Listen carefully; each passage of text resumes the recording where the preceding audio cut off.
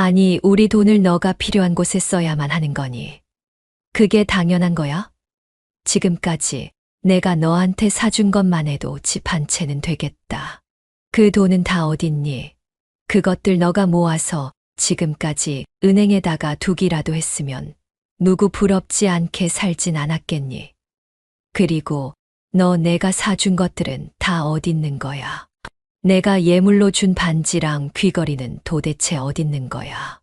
끼고 다니는 걸 본 적이 없다.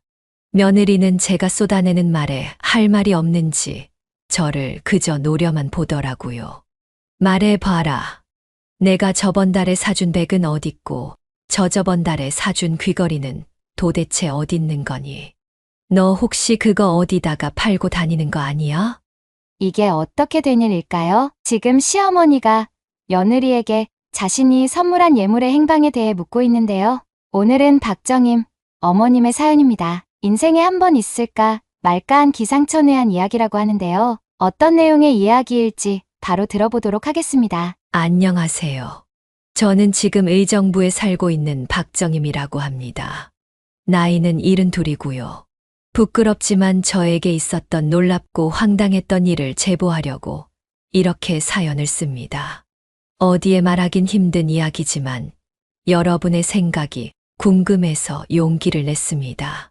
끝까지 들어보시고 많은 조언해 주시면 잘 받아들여 보겠습니다.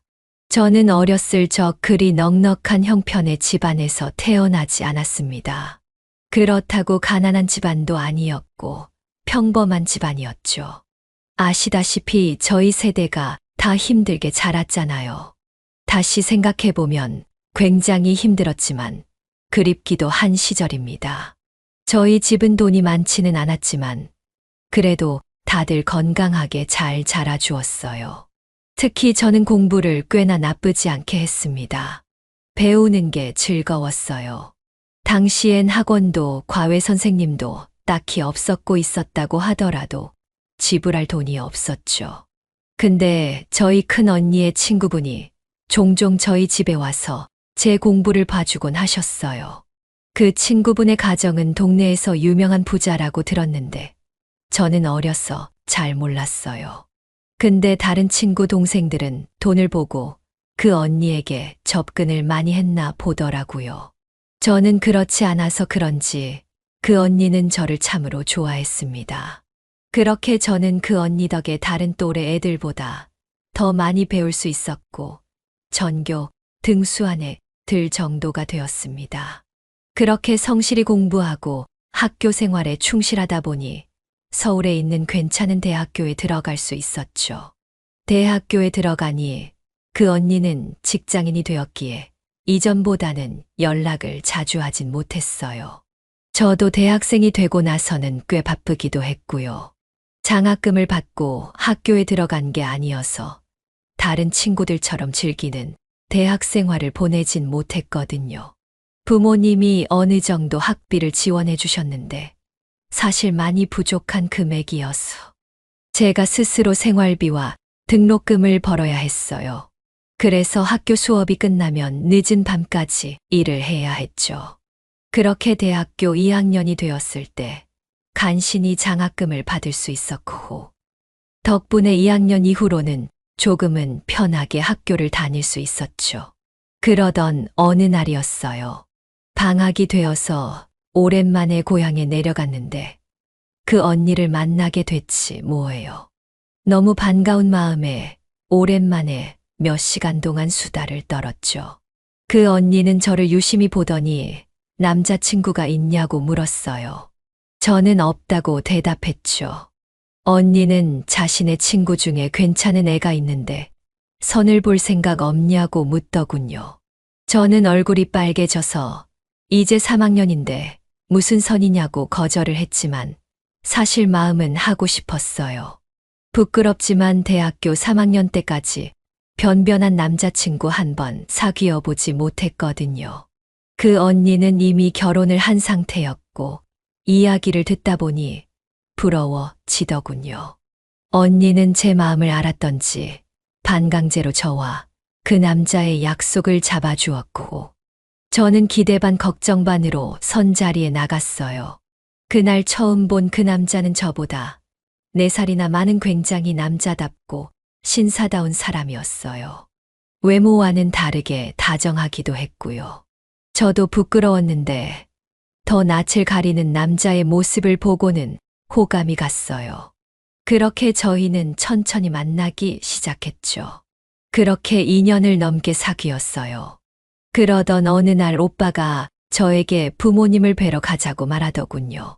그때는 잘 몰랐지만 생각해보면 결혼하자는 말이었어요. 멋있는 프로포즈는 아닌 투박한 고백이었지만 그래도 좋았어요. 그래서 그렇게 오빠 부모님을 먼저 뵈러 갔죠. 시어머니, 시아버지도 굉장히 좋은 분이셨어요. 오빠가 막내여서 그런지 굉장히 이쁨을 많이 받으며 자란 것 같더라고요. 그렇게 인사만 드리고 가려고 했는데 시어머니, 시아버지께서 결혼은 언제 할 거냐고 물으시더군요. 저는 당황해서 얼굴이 빨개졌지만 사실 내심 좋았어요. 제가 대답하지 못하는데 오빠가 1년 안에 할 거라고 대답을 하더군요. 참 멋있었어요. 그렇게 저와 그 오빠는 1년 후에 부부가 되었죠. 오빠가 남편이 된 거예요.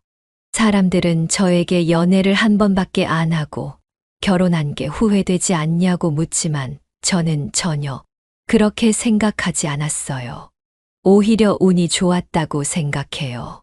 시부모님이 항상 다정하셨기에 시집살이도 그렇게 힘들지 않았고 남편도 저에게 굉장히 잘해주려고 노력을 했어요. 지금까지도 남편과 저는 화목하게 잘 지내고 있습니다. 항상 서로를 존중해주고 이해해주는 사이라 주변에서도 가끔 부럽다는 말을 듣곤 했죠. 저는 결혼 후에 바로 임신을 했어요. 아마 신혼여행 때 아이를 가진 것 같더라고요. 정말 행복했어요. 처음에 바로 임신이 되어서 이후로도 계속 아이를 쉽게 가질 수 있을 거라 생각했는데 하늘의 뜻인지 더 이상 생기지 않았어요. 그래도 남편과 하나 있는 아들이라도 정말 잘 키워보자고 함께 다짐했어요. 그래서 아들에게 없는 사랑까지 싹 다 모아서 주었죠. 남편도 마찬가지였어요. 아들은 저와 남편 딱 반반씩 닮은 아이였어요. 남편의 성실함과 다정함을 닮았고 저를 닮아 긍정적이고 웃음도 많은 아이였어요. 어려서부터 저와 남편의 속을 한 번도 썩인 적 없는 아주 건실한 청년으로 잘 자라주었죠. 정말 바랄 것이 하나도 없었어요. 경제적으로도 딱히 어려움은 없었던 것 같아요. 시부모님이 동네 유지시라 땅도 많아서 결혼할 때 지원을 해주셨어요. 덕분에 단칸방에서 신혼을 시작하는 일 없이 작지만 괜찮은 빌라에서 살 수 있었어요. 남편도 나쁘지 않은 중견기업에 취직을 해서 월급도 나쁘지 않게 벌었고요. 저는 방문교사를 하다가 남편이 승진을 하고 돈을 더 벌었을 때 그만두었어요. 사실 시부모님이 돌아가시고 땅을 나눠주셨는데 그곳에 도로가 생기면서 목돈을 벌 수 있었죠. 그 덕분에 저희는 넉넉하게 아들을 키울 수 있었어요. 저는 주부를 하면서 제가 할 수 있는 공부를 했어요. 바로 땅과 부동산이었죠. 그래서 번 목돈을 다시 투자하고 투자하면서 계속 돈을 불려 나갔어요. 하다 보니까 시야도 트이고 식견도 생기더라고요. 하지만 아들에게는 저희 재산을 알려주지 않았어요. 주변에 티도 내지 않았고요. 처음 살았던 집에서 오랫동안 살았고 아들이 어느 정도 자랐을 때는 아르바이트도 시켰어요. 제가 어렸을 때 경제교육을 받지 못해서 그게 한이었거든요. 그래서 저도 공부를 한 거고 제가 자식을 낳으면 경제교육을 잘 시켜줘야겠다고 다짐했었어요. 그래서 아들에게 일부러 재산을 알려주지 않고 돈의 소중함과 노동의 고귀함 등을 몸소 가르쳐 주고 싶었어요. 아들이 저희가 가지고 있는 재산을 알게 되면 나태해질까봐 두려웠는데 다행히 아버지를 닮아 검소한 성격으로 자라더군요. 남편이 짠돌이거든요. 딴소리지만 아들도 남편을 닮아 집에 낮에는 불도 안 켜고 살고 물도 받아서 샤워를 했습니다. 그렇게 아들은 저희 바람대로 저희 재산을 모르는 채 홀로 열심히 노력해서 대기업에 취업을 했어요. 청출어람이었죠. 대학을 졸업하고 1년 동안 취업하기 힘들어 했는데 결국 자신이 원하는 결과를 이루어냈어요. 그때는 정말 남 부러울 것 없었죠. 하지만 또 다른 걱정이 생기기 시작했어요. 바로 제 아들이 결혼할 여자를 데려오지 않는 거였어요. 취업하고 3년이 지나도 누구 하나 저희에게 데려오지도 말하지도 않았죠. 집안도 나쁘지 않고 외모도 멀쩡한데 문제가 뭔지 잘 몰랐습니다. 궁금해서 가끔 지나가는 말로 묻긴 했지만 아들은 다른 말로 어물쩍 넘기더라고요. 저도 아들이 부담스러워할까봐 더 이상 이야기를 꺼내지 않았죠. 그렇게 2년이 지나고 아들이 30살이 훌쩍 넘었을 때 결혼할 사람이라며 이쁜 아가씨를 저희에게 데려왔어요. 내색은 안 했지만 저와 남편은 정말 하늘을 날아갈 듯이 기뻐했죠. 이야기를 들어보니 직장 동료의 고향 후배라고 하더라고요. 그리고 집안이 넉넉하지는 못했고 직업도 없이 작은 일만 하고 있다고 하더라고요. 물론 자신의 직업이 있고 집안이 괜찮았다면 더 좋았겠지만 그래도 괜찮았습니다. 둘이 배려하고 사랑하는 게 더 중요했죠. 그래서 절대 반대할 생각은 없었습니다. 다행히 그 아가씨는 매우 싹싹하고 밝은 사람이었어요. 아들이 연애를 오랫동안 하지 않아 엄마로서 걱정을 많이 하긴 했지만 정말 다행이라고 생각했어요. 그 아가씨는 처음 만난 사이가 아닌 것처럼 저에게 애교를 많이 부렸고 딸은 없지만 정말 딸 같은 느낌이 들었어요. 남편도 마찬가지더군요. 딸을 가지고 싶었지만 그렇지 못해서 아쉬웠는데 하늘이 저희의 소원을 들어준 것만 같았어요. 그래서 저와 남편은 그 아가씨가 우리 며느리가 된다면 정말 딸처럼 생각하자고 이야기했죠. 둘은 진지하게 만나고 있다고 했고 곧 결혼하고 싶다고 이야기를 했습니다. 결혼을 앞두고 며느리는 저에게 더 살갑게 굴었습니다. 저를 볼 때마다 어머니, 어머니 하면서 애교를 부렸고 그런 걸 보고 있자니 정말 친딸 같은 기분이 들더군요. 그래서 그런지 마음을 활짝 열게 되었어요. 그래서 저는 남편에게 우리 재산에 대해 이제 아들과 예비 며느리에게 공개를 하자고 했죠. 하지만 남편은 고심하더니 조금만 더 시간을 가지자고 했어요. 나중에 더 살다가 말해도 늦지 않다고요. 지금 말하는 것은 어쩌면 시기상조가 될 수도 있다는 말도 덧붙였어요. 저는 그 말을 듣고 일리가 있다고 생각했어요. 아들 부부가 결혼 생활을 잘하고 조금 안정되면 도와줘도 될 것 같았어요. 예비 며느리가 정말 딸처럼 느껴졌기에 더 빨리 말해주고 싶었지만 참아야 했죠. 정말 그 아이는 어릴 적 저의 모습을 보는 듯 했어요. 얼른 그 시간이 왔으면 했죠.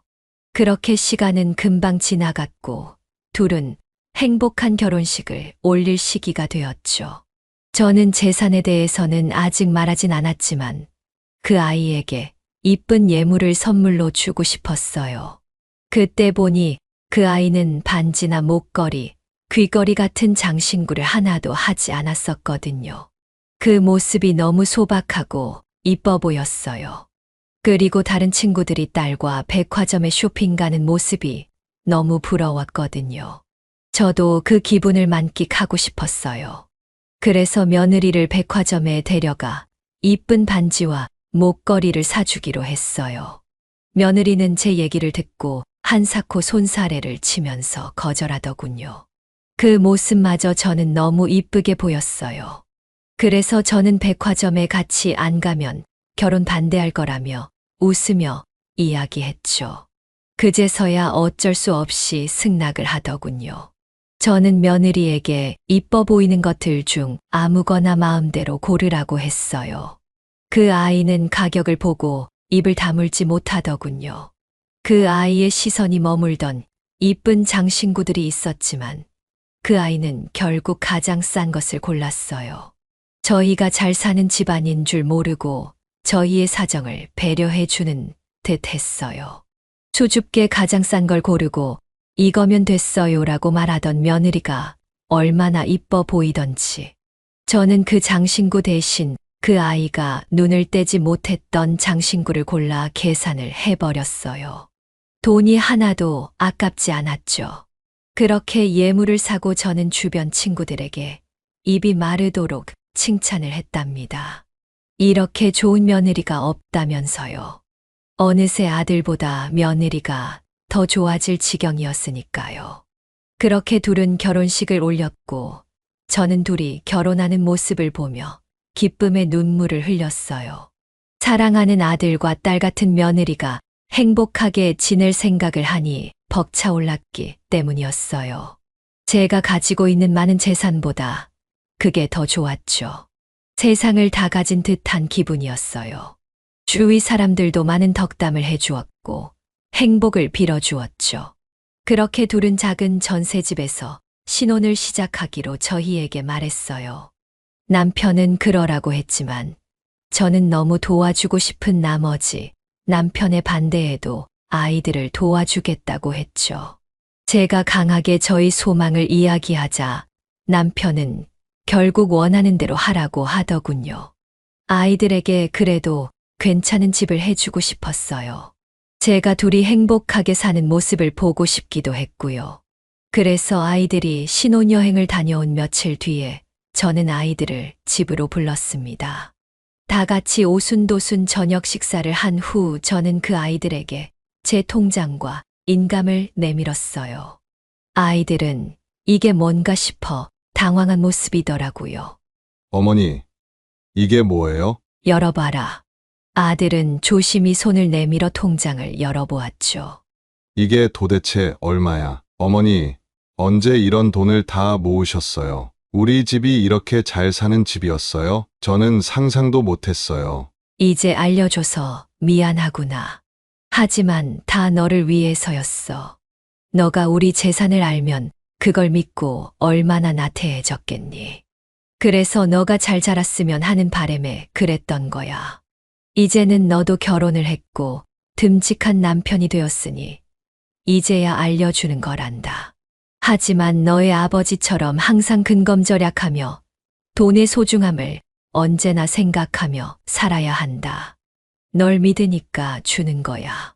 물론 우리 며느리 덕도 있으니 아내한테도 꼭 잘하고.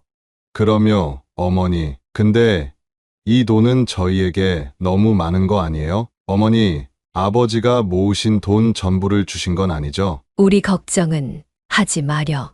아무리 돈이 많았어도 우리는 지금처럼 살아왔어. 앞으로도 그럴 거다. 그러니 그 돈은 너희 집과 혼수 장만하는 데 쓰거라. 고마워요. 어머니 아버지, 그 말씀 꼭 명심할게요. 그래. 소희야, 너도 내 말이 무슨 말인지 이해해 줬을 거라 생각한다.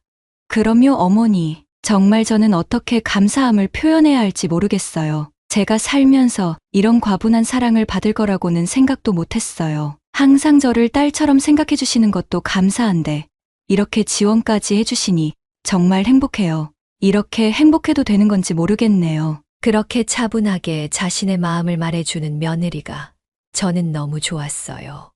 아들과 며느리는 둘 다 눈시울이 붉어지고 서로를 안아주었죠. 정말 준 재산이 전혀 아깝지 않았어요. 그렇게 행복해하는 둘의 모습을 보니 이제 죽어도 여한이 없다는 생각이 들었어요. 그 이후로도 저는 며느리와 함께 자주 연락하고 왕래를 했고 행복한 생활을 이어나갔어요. 둘은 저와 남편이 준 돈으로 괜찮은 아파트와 가구들을 샀습니다. 그렇게 2년이 지나고 제 아들을 똑 닮은 손자도 태어났어요. 너무나 천사 같은 아이였죠. 그렇게 평화로운 시간이 계속될 줄만 알았죠. 근데 점점 뭔가 이상한 기분이 들었어요. 제가 한 달에 한 번은 아들과 며느리 집에 방문을 했는데 처음에는 제가 사준 명품밖에 없었는데 점점 집에 하나씩 명품이 보이기 시작했어요. 장신구라고는 제가 사준 목걸이와 반지, 그리고 귀걸이만 차고 다녔던 며느리인데 매번 갈 때마다 장신구들을 바꿔 끼고 있더군요. 그것도 굉장히 비싸 보이는 장신구였어요. 누구나 이름을 말하면 알만한 핸드백들도 있었어요.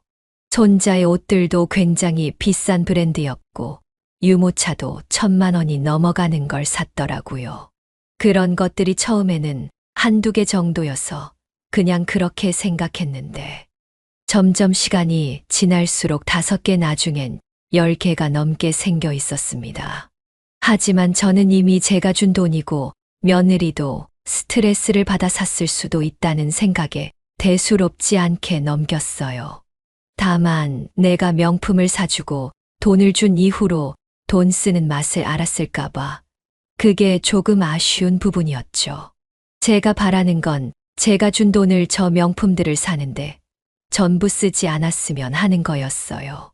그러던 어느 날 며느리가 갑자기 저희에게 이사를 오라고 말하더군요. 이유는 이렇게 자주 한 달마다 오실 바에는 차라리 곁에 같이 사는 게 낫지 않겠냐라는 거였어요. 의정부에서 왔다 갔다 하려면 왕복 3시간은 걸리는 거리였거든요. 하지만 저는 뭔가 이상한 기분을 느꼈습니다. 거기서 산지 벌써 30년이 넘었고 제 생활 기반이며 친구들이며 다 의정부에 있는데 말이에요. 그 사실을 며느리는 분명 알고 있었습니다. 하지만 제가 집에 갈 때마다 며느리는 저에게 조르기 시작했어요. 어머니, 제발요. 여기 와서 저희랑 같이 살아요. 여기 옆동에 진짜 괜찮은 가격으로 집이 나왔더라고요. 저도 어머니랑 같이 있는 게 엄마랑 있는 것 같아서 너무나 좋고, 어머니도 여기 오시면 저희 집에 자주 오실 수 있으니까 좋으실 거 아니에요. 제가 어머니 딸처럼 옆에서 잘 보필할게요. 하지만 소희야, 알다시피 나는 의정부에서만 30년을 넘게 살았잖니. 나는 거기가 편해. 나이 다 들어서 또 어디로 옮기란 말이니. 어머니 서운해요. 저희랑 같이 있으시면 되잖아요. 매일매일 오셔도 돼요. 제발요. 아버님 때문에 그러시는 거면 제가 아버님도 설득해 볼게요. 저는 어머니랑 같이 시간을 보내고 싶어요. 의정부는 너무 멀잖아요. 이렇게 며느리는 매번 제가 갈 때마다 이사를 오라며 저를 꼬셨어요. 누가 보면 정말 부럽다고 말할 수 있겠지만 제 딴에는 고민이 많을 수밖에 없었죠. 며느리의 끈질긴 고집에 저는 결국 이사하기로 마음을 먹을 수밖에 없었어요. 저도 며느리와 같이 있는 시간이 너무 좋았고 며느리가 이렇게까지 부탁을 하는데 거절할 수가 없었죠. 역시나 남편은 절대 반대했지만 저와 며느리의 설득에 결국 따를 수밖에 없었어요. 그렇게 저는 원래 살던 집을 처분하고 며느리 집과 걸어서 5분 거리에 있는 아파트로 이사를 했습니다. 익숙하던 것들이 하루아침에 없어지니까 어색하고 불편하긴 했지만 그래도 아들네가 옆에 있다는 게 위로해 주었어요.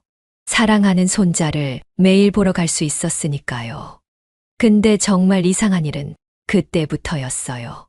제가 집에 갈 때마다 며느리는 저에게 계속해서 무언가를 사러 가자고 했죠.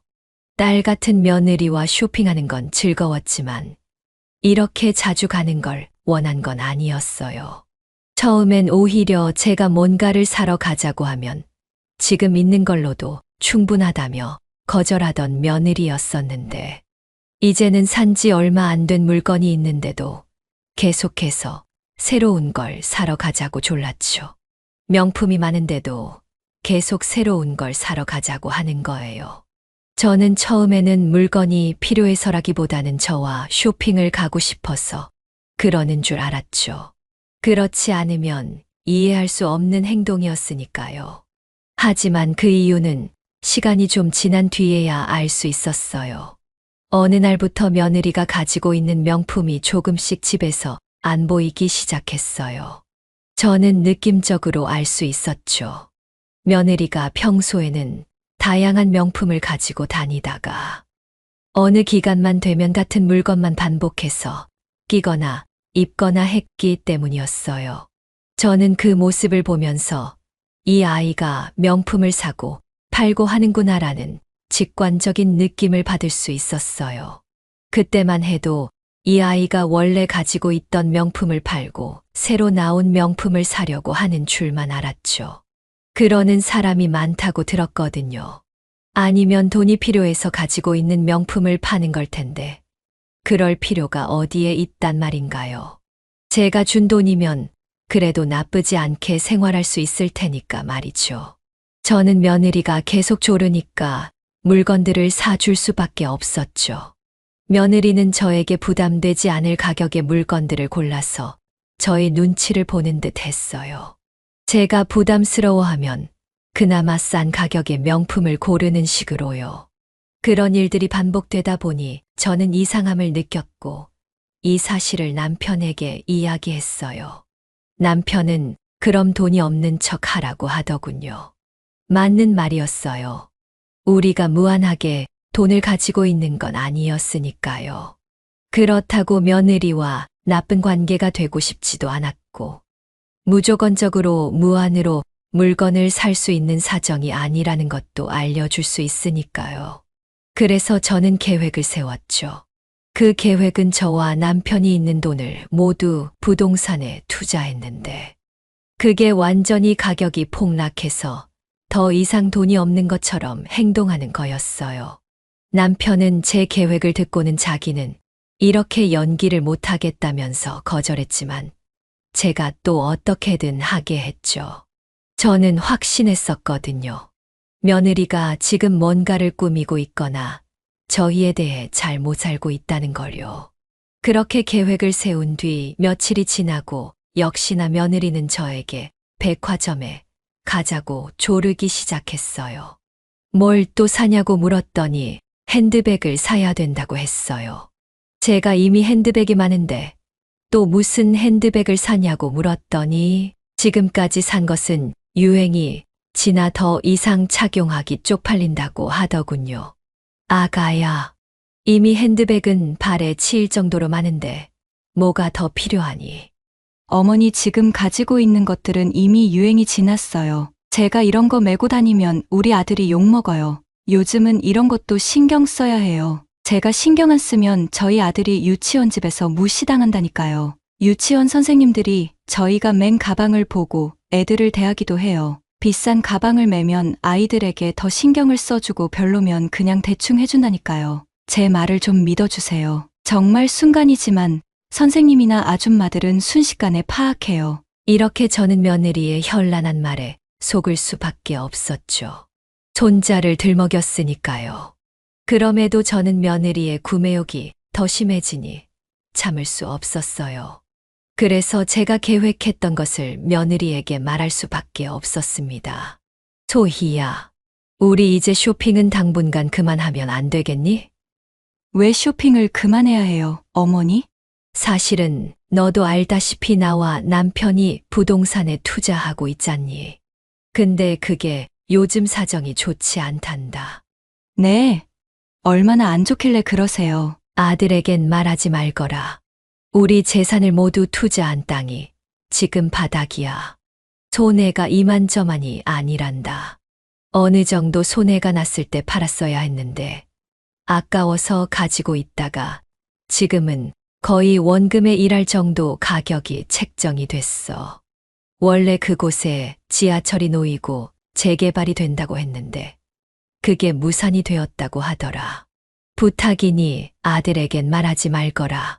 우리도 실수할 때가 있잖니. 금방 복구할 수 있을 거다. 저는 최대한 자연스럽게 의심받지 않으려 최선을 다해 연기를 했습니다.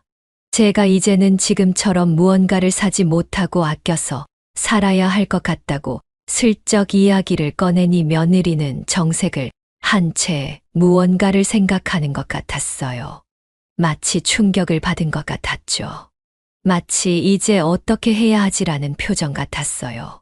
그런 표정은 그 아이를 만난 뒤로 처음 보는 표정이더군요. 저는 그 표정을 보고 그 아이가 뭔가 숨기고 있다는 것을 알 것만 같았어요. 내가 알던 그 아이라면 저에게 위로를 해줘야 하는데 그럴 의욕도 기색도 없었기 때문이었어요. 며느리는 계속해서 왜 그렇게 됐는지 상황에 대해 물어보고 어떻게 해야 회복할 수 있는지만 물었어요. 제 기분 따위는 그녀의 고려사항이 아니었죠. 저는 최대한 이성적으로 그녀에게 저희의 사정을 설명했습니다. 하지만 그녀는 정색하는 표정을 유지하다가 저에게 말하기 시작했죠. 어머니 투자를 왜 그렇게 하셨어요? 요즘 부동산 안 좋은 거 모르셨어요? 그렇게 지금까지 모으신 거 한 번에 날리는 위험한 투자를 하시면 어떡하자는 거예요? 이제 어떡하실 건데요? 아가야, 우리가 잘했다는 말이 아니란다. 우리도 잘해보려고 한 거야. 하지만 이렇게 된 걸 어떡하겠니? 우리가 당장 망할 정도는 아니니까 걱정 안 해도 된다. 우리도 그 정도는 알아. 그러니까 쇼핑을 해도 되는데 적당히 하자는 말이야. 어머니 지금 쇼핑이 문제가 아니잖아요. 저는 어머니를 걱정해서 하는 말이에요. 우리가 투자할 때 너희에게 이야기한 적 있니? 우리 돈이니까 우리가 합리적으로 투자한 것뿐이야. 너가 얼마나 잘 아는지는 모르겠지만 투자하면 이렇게 될 때도 있는 거란다. 돈을 그렇게 공격적으로 투자하시면 어쩌자는 거예요? 모으신 돈은 최대한 방어적으로 투자를 하셨어야죠. 어떻게 그런 식으로 말할 수가 있는 거니? 너와 내 아들이 받은 돈도 우리가 투자해서 번 돈이란다. 그건 그때였죠. 그러면 뭐해요? 지금은 망하기 일보 직전인데요. 그럼 저는 어떡하란 말이에요? 그게 무슨 말이야?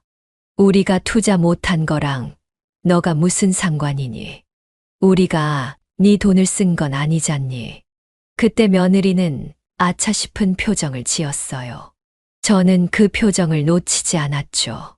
분명 무슨 사정이 있는 거였어요. 그때부터 며느리는 굉장히 어색하게 변명하기 시작했어요. 이해할 수 없는 변명들이었죠. 자신이 투자를 공부하고 있는데 좋은 데가 있어서 저희에게 추천하려고 했다는 거였어요. 오늘 말하려고 했는데 제가 이미 돈이 없다고 하니 속상해서 그렇다는 거였죠. 그리고 자신이 이미 사고 싶은 것들이 있었고 우리가 금전적으로 도와줄 거라 생각해서 이미 예약도 해놨는데 어떡하냐는 말이었어요. 저는 정말 어처구니가 없었죠. 저는 그래서 며느리에게 처음으로 화를 내기 시작했어요. 아니, 우리 돈을 너가 필요한 곳에 써야만 하는 거니. 그게 당연한 거야? 지금까지 내가 너한테 사준 것만 해도 집 한 채는 되겠다. 그 돈은 다 어딨니? 그것들 너가 모아서 지금까지 은행에다가 두기라도 했으면 누구 부럽지 않게 살진 않았겠니? 그리고 너 내가 사준 것들은 다 어딨는 거야? 내가 예물로 준 반지랑 귀걸이는 도대체 어딨는 거야? 끼고 다니는 걸 본 적이 없다. 며느리는 제가 쏟아내는 말에 할 말이 없는지 저를 그저 노려만 보더라고요. 말해봐라. 내가 저번 달에 사준 백은 어딨고 저저번 달에 사준 귀걸이는 도대체 어딨는 거니? 너 혹시 그거 어디다가 팔고 다니는 거 아니야? 그 말을 들은 며느리는 어딘가 찔리는지 움찔하더군요. 그리고는 갑자기 벌떡 일어서서 집을 나가는 것 아니겠어요. 저는 이게 무슨 상황인가 했죠. 저는 어떻게 해야 할지 모르겠더군요. 그래서 아들에게 전화를 해서 지금까지 있었던 일을 이야기했어요. 아들은 차분하게 듣더니 자기도 며느리가 그러는 이유를 모르겠다고 하더군요. 어머니, 죄송하지만 저도 잘 몰라요. 그저 소희가 육아도 하고 아들 교육도 도맡아서 하니까 하자고 하는 거나 사자는 것들 다 하라고만 했어요. 너는 왜 그랬니? 아빠이기 전에 남편이잖니. 아내가 무엇을 하고 다니는지는 너가 알아야 하지 않겠니? 죄송해요, 어머니. 너무 바빠서 그랬어요. 어머니도 아시다시피 소희가 허튼 짓 할 애는 아니잖아요. 그러니까 분명 어떤 이유가 있을 거예요. 화나셨겠지만 그래도 어머니가 이해해 주세요. 제가 집에 가서 소희에게 무슨 일이 있는지 물어볼게요. 분명 돈이 필요한 일이 있었겠죠. 어머니가 사준 예물이나 가방이 안 보이는 건 아마 어머니 착각일 거예요. 어딘가 찾아보면 있겠죠. 저는 아들 말을 듣고 어이가 없었지만 그렇다고 아들의 말이 일리가 없는 건 아니었어요. 제가 오해한 걸 수도 있는 거였죠. 저도 그렇기를 바랬고요. 하지만 불안한 마음은 감출 수가 없었죠. 너 지금 경제권은 누가 가지고 있니? 저랑 소희랑 같이 반반씩 하죠. 근데 통장 관리는 소희가 도맡아서 해요. 저는 용돈을 받고 생활하거나 필요할 때는 말하고 카드를 써요. 너 지금 당장 통장 확인해 보렴. 저는 그렇게 말을 하고 전화를 끊었어요. 그리곤 바로 집으로 돌아갔죠. 가서는 남편에게 오늘 있었던 일들을 하나도 빠짐없이 말했어요. 남편은 역시나 아들과 같은 반응이었죠. 며느리가 그럴 리 없다는 거였어요. 분명 어떤 이유가 있을 거라 생각했죠. 저도 그렇기를 바랬지만 저희 비상한 촉은 빗나간 적이 없었거든요. 그래서 투자를 잘 한 거였고요. 저는 그날 밤잠이 오지 않더라고요. 뭔가 불안한 느낌이 계속 들었어요. 근데 새벽에 아들에게서 전화가 오더군요. 며느리가 아직도 집에 오지 않았다면서요. 저는 통장을 확인해 봤냐고 물었지만 아들은 아직 안 했다고 하더군요. 그 정도로 큰 일인 줄 몰랐다면서요. 그러면서 너무 자기 아내를 의심하는 것 아니냐면서 화도 내더군요. 저도 제가 유난이었으면 하는 바람이었어요. 제가 틀렸으면 했죠. 제가 불안한 마음에 며느리를 의심했고 나중에 뭐라고 한 소리를 듣더라도 일단은 확인을 해봐야 했어요. 복잡한 마음이었죠. 의심을 하기는 싫었지만 그래도 우리가 힘들게 모은 재산이었기에 확인을 해봐야 했어요. 저도 이런 제가 싫었지만 분명 며느리가 저희 재산을 어디로 빼돌리고 있다는 생각이 저의 머리를 지배하고 있었습니다. 남편도 제가 전화하는 소리에 깨서 제가 유난을 떤다고 말하더라고요. 저는 경찰에 신고라도 해야 하는 것 아니냐고 물었지만 남편은 애써 어떻게 지금까지 산 세월이 있는데 가족을 신고할 수 있냐면서 저를 말렸죠. 저도 그 말에 신고를 하면 더 이상 돌이킬 수 없다는 생각에 차분히 며느리를 기다려보기로 마음을 먹었어요. 아들은 다행히도 통장에 있는 돈은 그대로라고 말했죠. 다만 충격적인 사실을 알게 되었어요.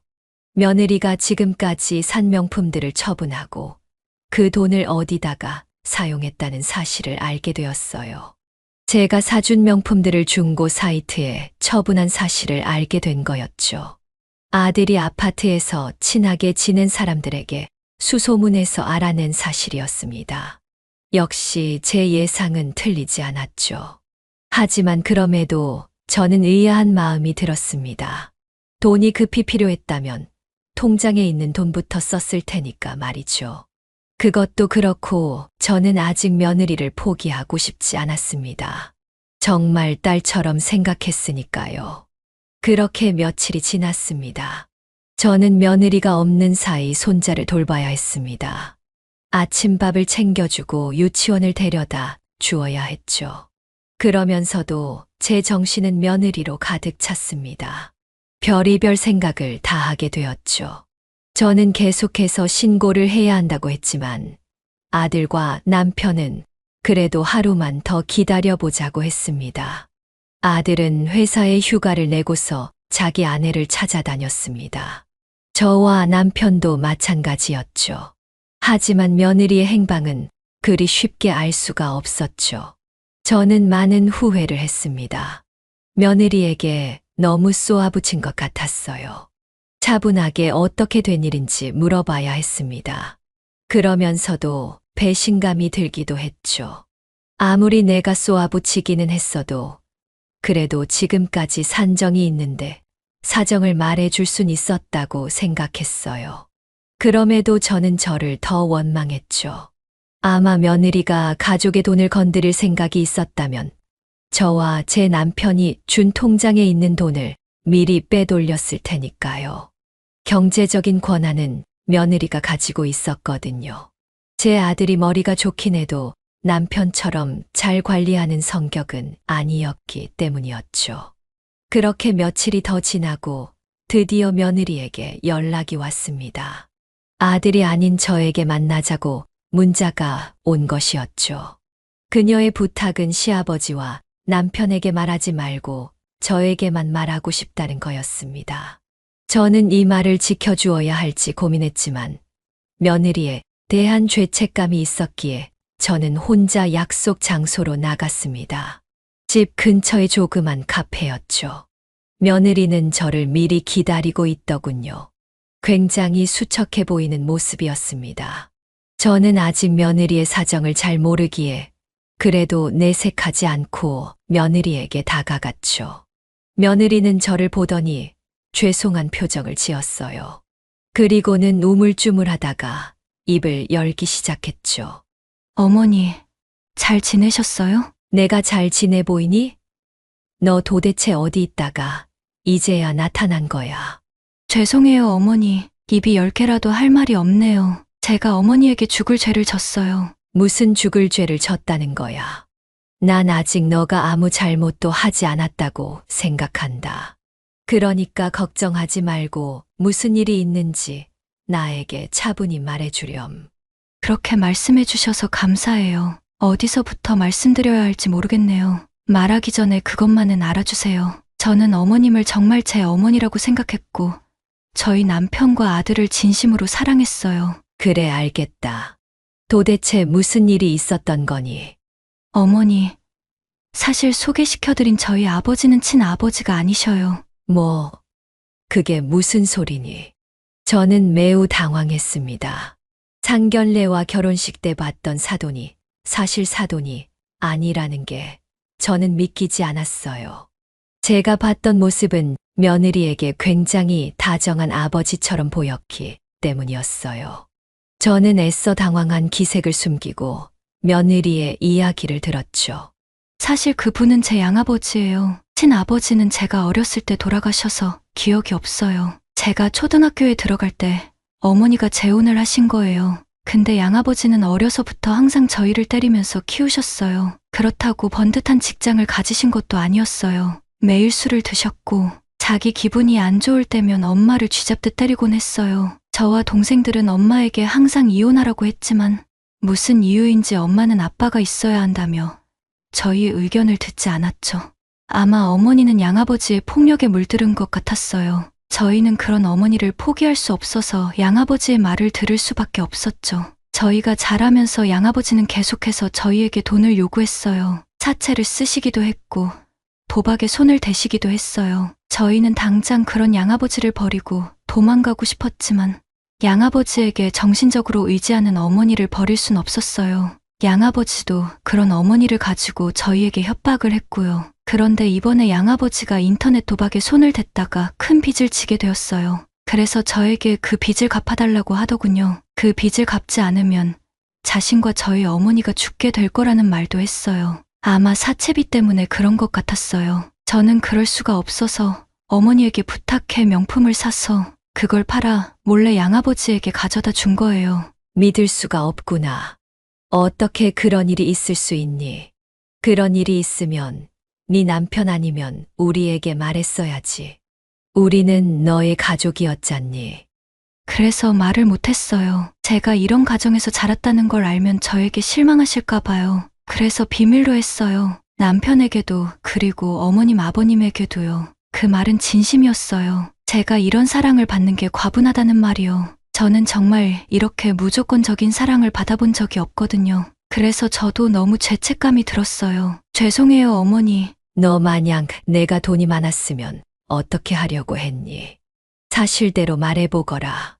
계속해서 명품을 사서 팔고를 반복했겠죠. 그렇게 돈을 양아버지에게 계속해서 보냈을 거예요. 근데 왜 우리가 준 돈은 끝까지 쓰지 않은 거야?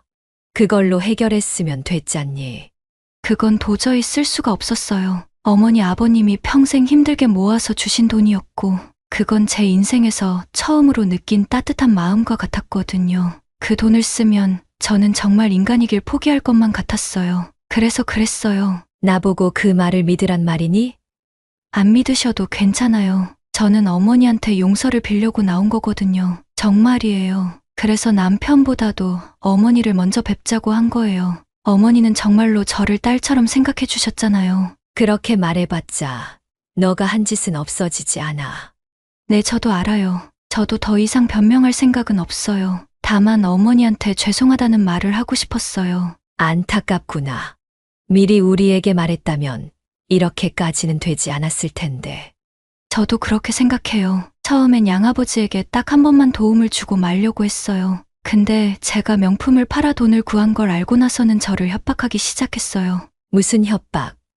어머님과 아버님 그리고 남편에게 제가 한 짓을 다 떠벌릴 거라고요. 저는 그 사실을 남편과 어머님이 알게 되면 저에게 크게 실망하실까봐 어쩔 수 없었어요. 하지만 변명하는 게 아니에요. 저는 제가 무슨 잘못을 했는지 잘 알고 있어요. 저는 그 말을 들으니 마음이 복잡해졌습니다.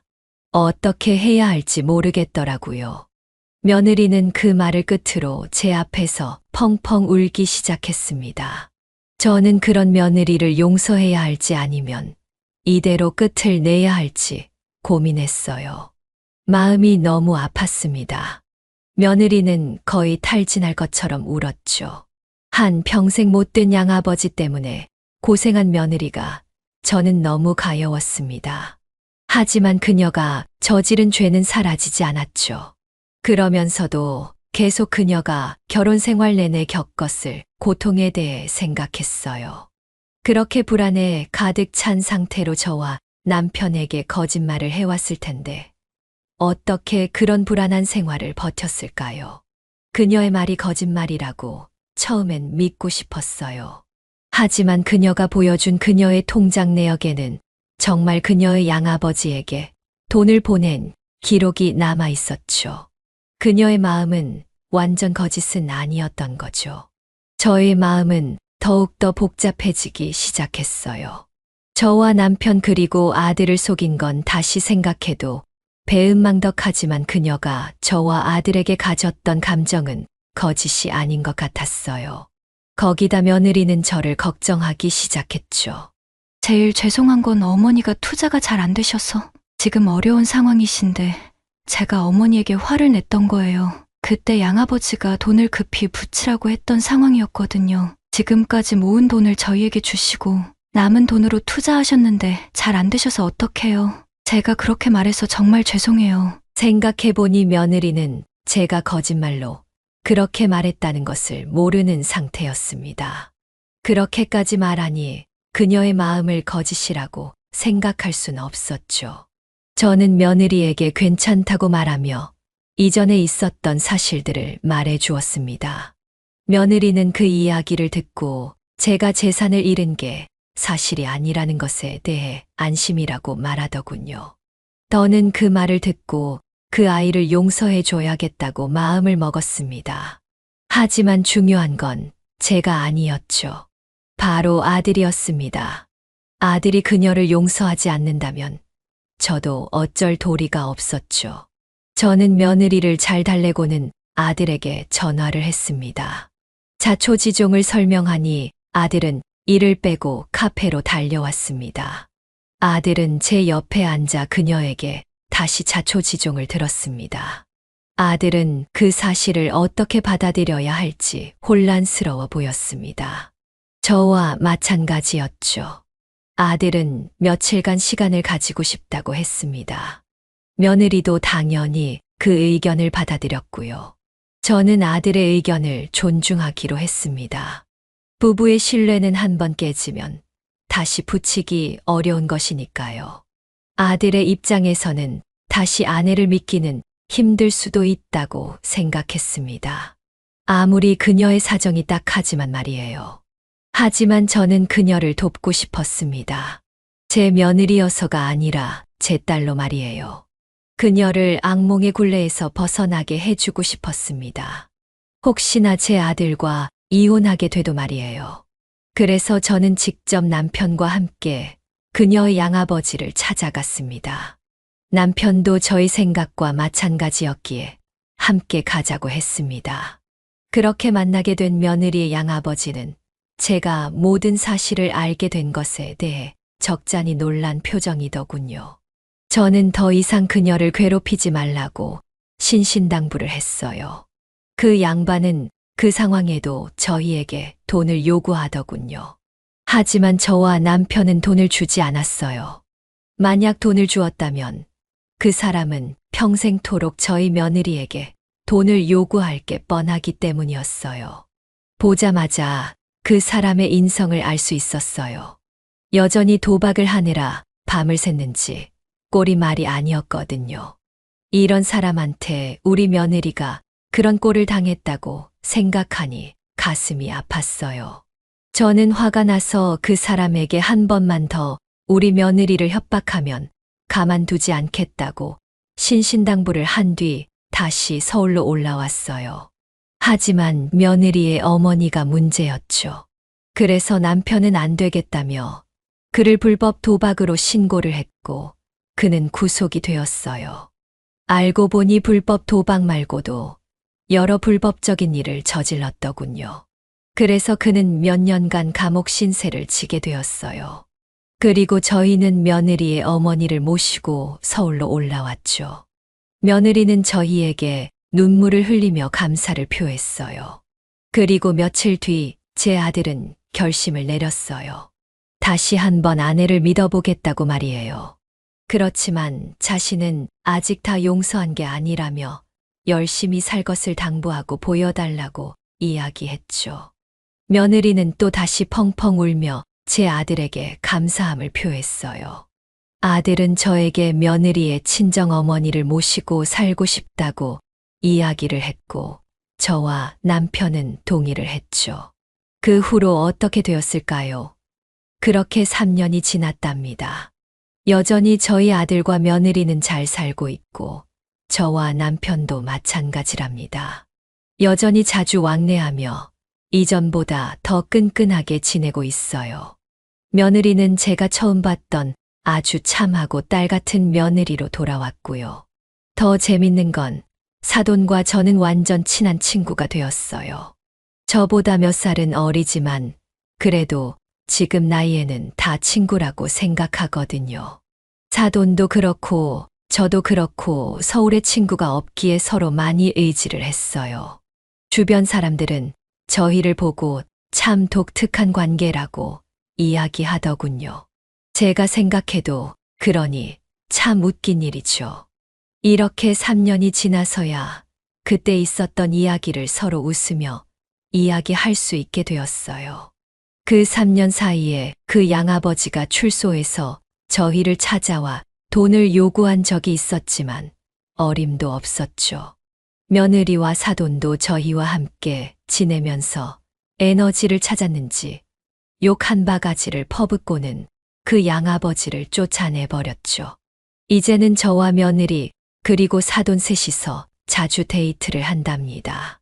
재밌는 건 제가 쇼핑을 가자고 하면 며느리가 질색을 한다는 거예요.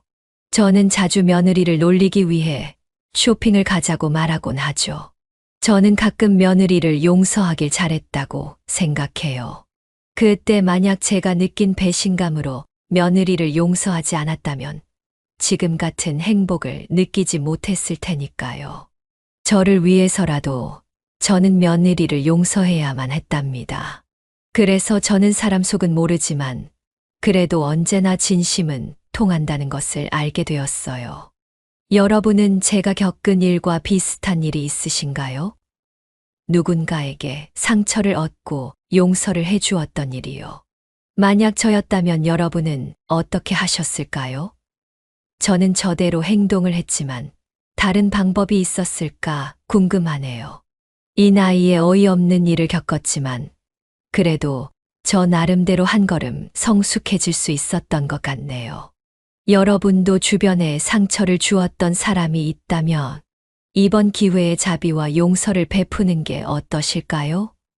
바로 여러분을 위해서요. 제 이야기는 여기까지입니다. 지금까지 제 이야기를 들어주셔서 감사합니다. 네, 오늘 이야기는 어떠셨나요?